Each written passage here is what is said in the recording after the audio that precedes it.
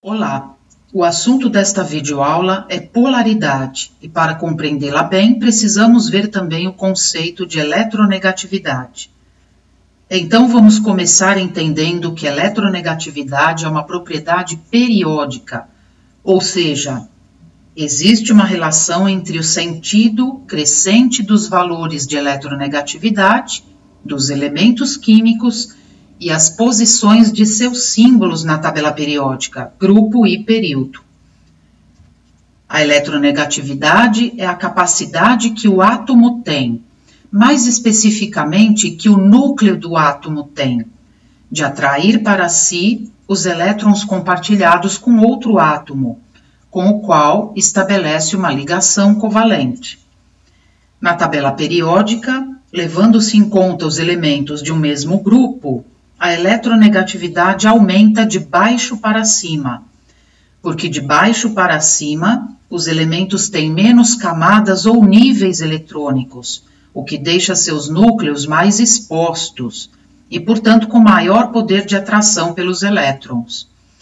Então, por exemplo, dentre os metais alcalino-terrosos, os elementos do grupo 2, o mais eletronegativo é o berílio, e o menos eletronegativo, ou seja, o mais eletropositivo, é o rádio. Para os elementos de um mesmo período, a eletronegatividade aumenta da esquerda para a direita, porque neste sentido aumenta o número atômico, ou seja, o número de prótons no núcleo, aumentando, portanto, seu poder de atração pelos elétrons. Assim, por exemplo, o elemento mais eletronegativo do quarto período é o bromo. Os gases nobres têm, por definição, eletronegatividade zero. A eletronegatividade não é definida para os gases nobres. A diferença de eletronegatividade entre átomos envolvidos em uma ligação covalente causa efeitos de polaridade nesta ligação, ou seja, quando os átomos ligados covalentemente têm eletronegatividades diferentes, essa ligação é polar. E quando não há diferença na eletronegatividade dos átomos envolvidos em uma ligação, esta ligação é apolar. Vamos ver dois exemplos disso. A molécula de HCl, que tem um átomo de hidrogênio ligado a um átomo de cloro. Bem, o cloro, sendo mais eletronegativo que o hidrogênio, atrai para si os elétrons desta ligação covalente. Como elétrons são partículas negativas, o cloro acaba adquirindo uma polaridade negativa e o hidrogênio uma polaridade positiva. Podemos representar por meio de um vetor esta força de atração de caráter elétrico que o núcleo do cloro exerce sobre os elétrons desta ligação. Essa força de atração elétrica é maior pelo cloro do que pelo hidrogênio, portanto, este vetor amarelo é um vetor que aponta para o cloro, o átomo mais eletronegativo. Bem, este vetor chama-se vetor momento de dipolo e pode ser representado pela letra grega μ, sendo que, neste caso, o momento de dipolo resultante não é o vetor nulo, ele existe, ele não é zero.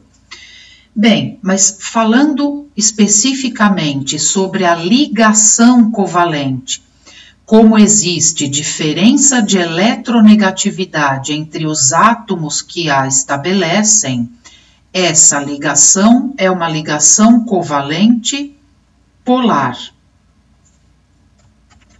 Já para a molécula de cloro, que é uma molécula em que dois átomos de cloro ligam-se covalentemente por meio de um par eletrônico compartilhado. Bem, Neste caso, nós temos átomos do mesmo elemento químico, portanto, com eletronegatividades iguais, ou seja, os elétrons compartilhados não são mais fortemente atraídos nem por um, nem pelo outro átomo. A consequência é que não há polos elétricos nesta molécula. Não podemos, então, representar vetor momento de dipolo. Ou seja, neste caso, não existe o vetor momento de dipolo. Esta molécula é uma molécula apolar e a ligação covalente estabelecida entre os dois cloros que não tem diferença de eletronegatividade é também uma ligação covalente apolar.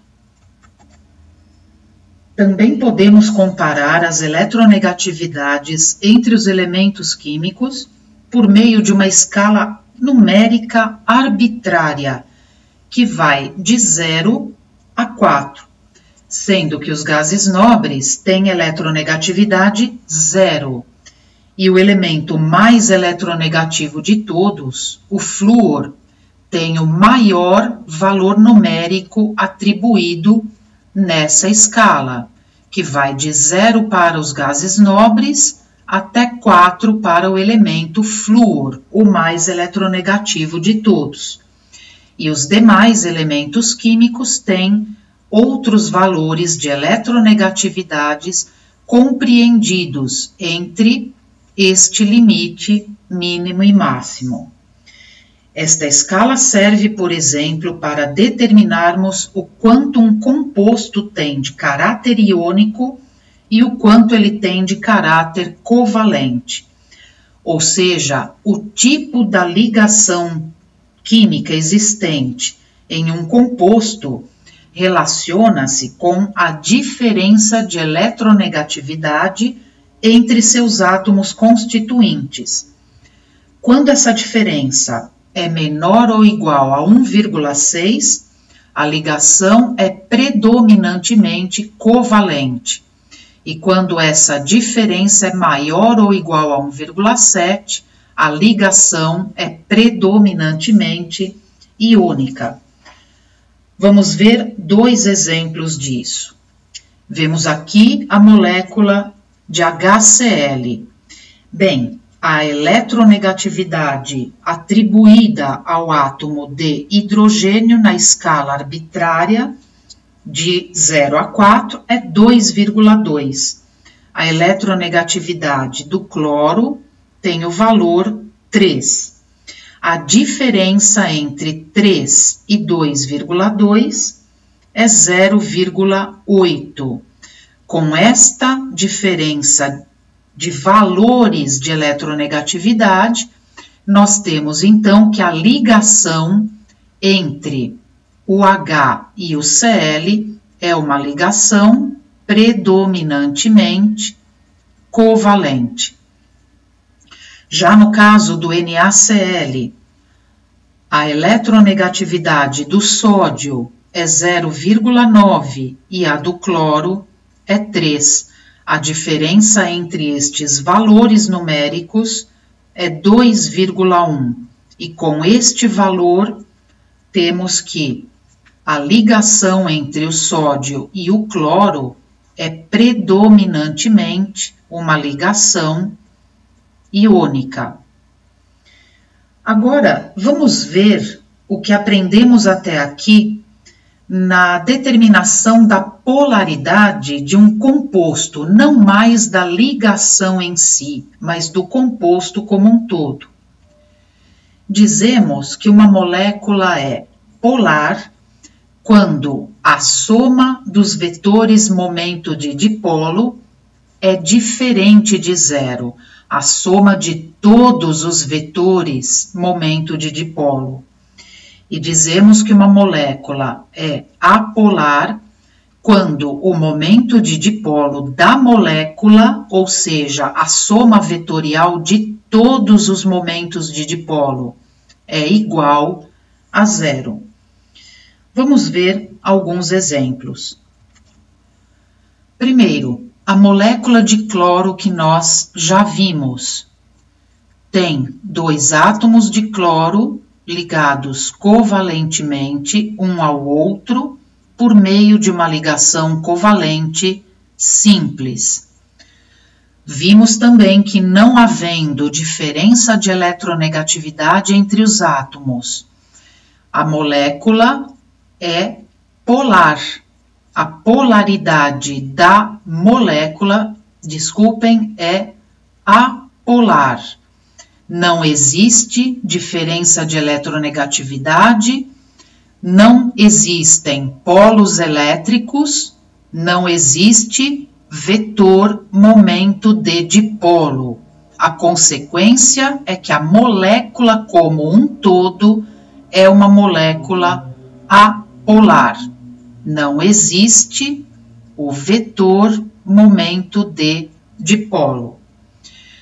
Bem, a molécula de HBr traz um átomo de hidrogênio ligado a um átomo de bromo. O bromo é mais eletronegativo que o hidrogênio. Então, aqui temos o vetor momento de dipolo. O bromo, mais eletronegativo, atrai mais para si os elétrons compartilhados e, com isso, ganha uma polaridade negativa. O hidrogênio, em contrapartida, ganha uma polaridade positiva. Bem, moléculas em que o vetor momento de dipolo existe, ou seja, é diferente do vetor nulo, significa que a ligação é polar e a molécula como um todo também é polar, porque o vetor momento de dipolo sendo único, ele é o próprio vetor momento de dipolo resultante e ele não é o vetor nulo. Bem, a molécula de dióxido de carbono traz um átomo de carbono ligado covalentemente a 2 átomos de oxigênio, por meio de ligações duplas. Nós temos aqui algo interessante. Nós temos que o oxigênio mais eletronegativo que o carbono atrai para mais perto de si os elétrons compartilhados. Os átomos de oxigênio ganham, por isso, polaridades negativas e o carbono, polaridade positiva. Porém, por causa desta molécula apresentar a geometria linear, os vetores momento de dipolo que têm a mesma intensidade, a mesma direção e sentidos contrários acabam por se anular, ou seja, a soma vetorial destes vetores momento de dipolo resulta no vetor nulo. Nós temos então o vetor momento de dipolo resultante igual a 0. O vetor é nulo. E apesar de as ligações covalentes serem polares, como um todo, a molécula é apolar, ou seja, a geometria foi caráter fundamental para determinar a polaridade da molécula. A molécula de água é uma molécula que tem geometria angular, e isto faz toda a diferença na polaridade da molécula. Bem, nós temos que o oxigênio mais eletronegativo que os hidrogênios atrai para mais perto de seu núcleo os elétrons compartilhados, ganhando com isso uma polaridade negativa, e os hidrogênios polos positivos. Bem, as ligações são polares, porque existe diferença de eletronegatividade entre os átomos que as constituem. E também temos um efeito de polaridade global na molécula. Por causa da geometria ser angular, estes vetores momento de dipolo, ao se somarem, não resultam no vetor nulo, ou seja, o vetor momento de dipolo resultante não é o vetor nulo, é diferente de zero. E a consequência é que a molécula como um todo é polar. No caso da molécula de amônia, nós temos algo semelhante. O átomo de nitrogênio se liga covalentemente a 3 átomos de hidrogênio numa geometria que é trigonal piramidal. Muito bem, a geometria, por ser trigonal piramidal ou piramidal trigonal, tanto faz. Ela é fundamental na determinação da polaridade da molécula. O átomo de nitrogênio, também um dos mais eletronegativos, atrai mais para perto de seu núcleo os elétrons compartilhados, ganhando com isso uma polaridade negativa, enquanto os hidrogênios ganham uma polaridade positiva.